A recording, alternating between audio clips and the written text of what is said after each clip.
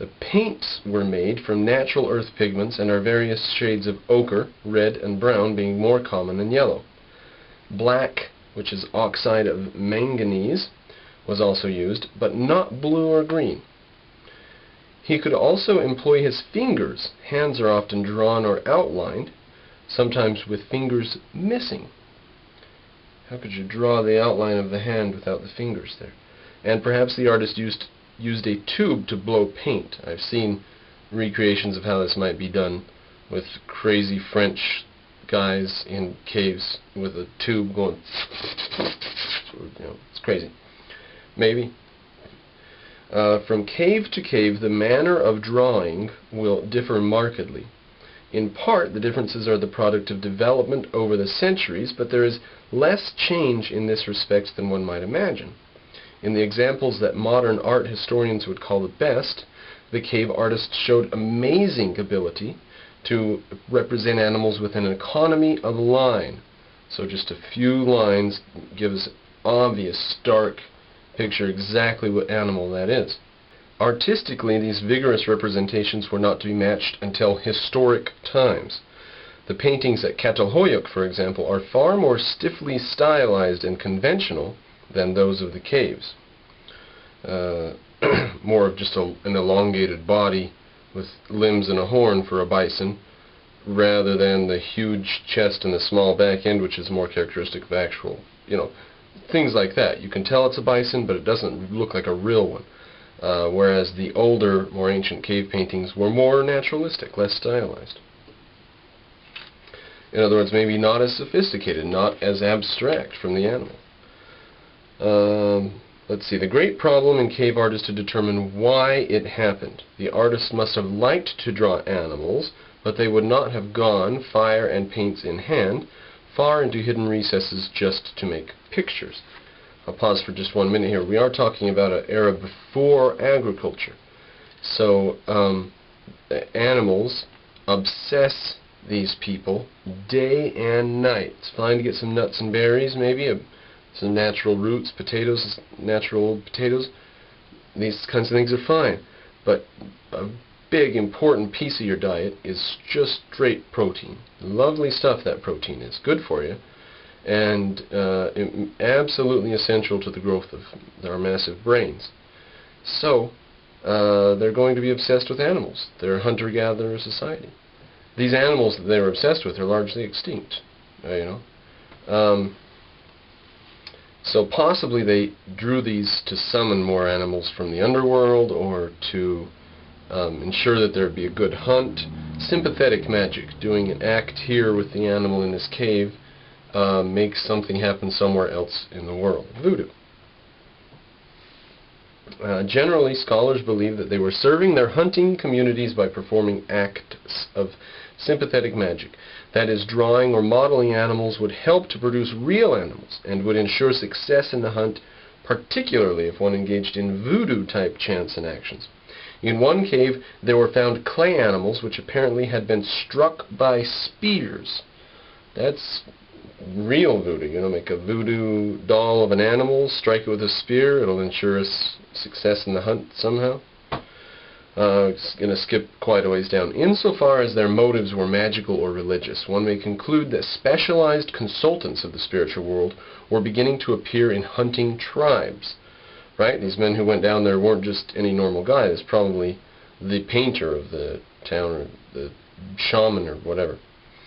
Whatever its roots, cave art is one of the greatest testimonies to the wide range of abilities and interests of early Homo sapiens.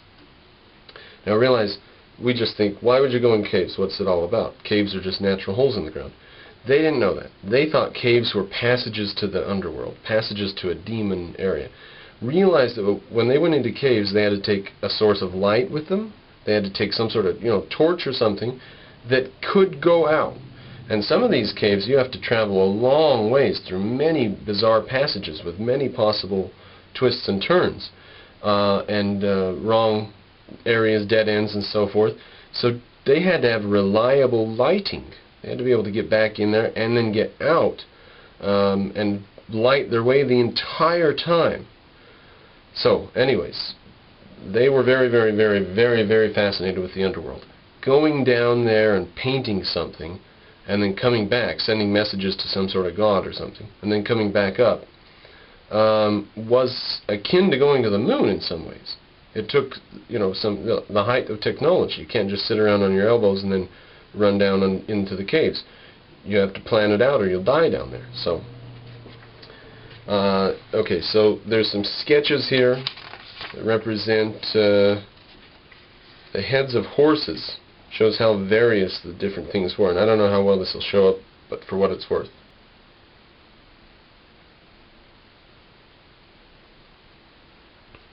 Now that concludes our section on cave painting. On to pottery. These three little essays pop up in just right in the middle of the book here. Pretty good ones. We skipped, what was the first one? We skipped half of it. Then the last one we did a good part of it. Well, this one on the uses of pottery, we're going to have to sample just about the entire thing. Excellent little essay here, 3 pages long. As long as men changed their homes often, or even in a winter-summer sequence, so you stay for 6 months somewhere. As long as that happens, it is not likely that they would have been interested in making pottery. It's cumbersome to carry, and it's far and all too likely to break. Even after men had settled down in villages, which became agricultural, they often concentrated on making stone vessels, or baskets which might be lined with clay. Right? Much easier to weave a basket out of different stuff. Again and again and again, you could have a industry of making baskets if pottery is too difficult. Baskets are lighter. At some point in the period from 7000 to 6000 BC, however, men in the Zagros foothills of Iraq and Iran, and possibly elsewhere, discovered that baked clay containers had a variety of uses.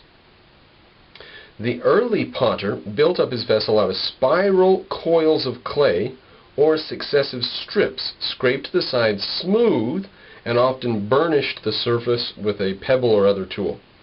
The clay, or to keep the clay from cracking, he added grit or straw. After the pot had been slowly dried, it was baked, either in an open fire or in a kiln. If the air is excluded from the kiln and the gas of the burning substance is rich in carbon monoxide, the pot usually turns black.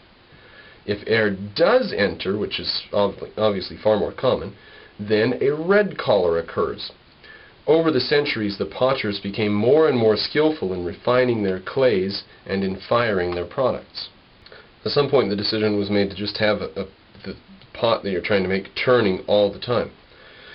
Some modern African tribes delegate the task of pottery making to the women. We do not know which sex was responsible in the early villages, though some archaeologists argue the shape of thumbprints indicates that they were made by females. Certainly by historic times, potters were generally male specialists.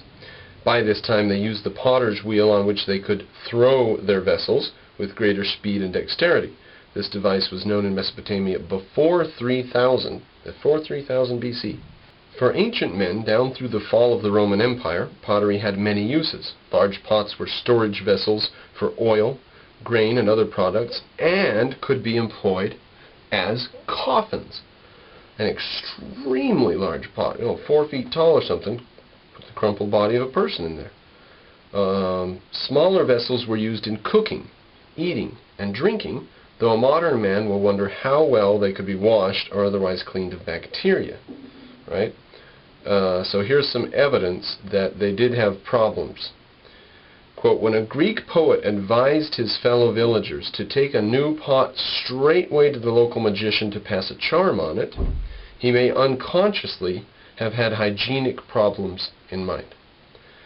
So, there we go. Good to cook in, bit of an advance. Do you wonder why we have such robust immune systems in the modern world? Because we evolved with constant sources of myriad bacteria. Very soon after men learned how to make pottery, they also began to decorate it. Sometimes the potters used a shell or a comb to make linear, incised patterns. At other times they painted the surface with a fine slip of clay. If the resulting vase were fired skillfully, the design often took on a different color from that of the body of the vessel, and thus the term red on black, which is used for vases of this type. Some of the most magnificent painted pottery in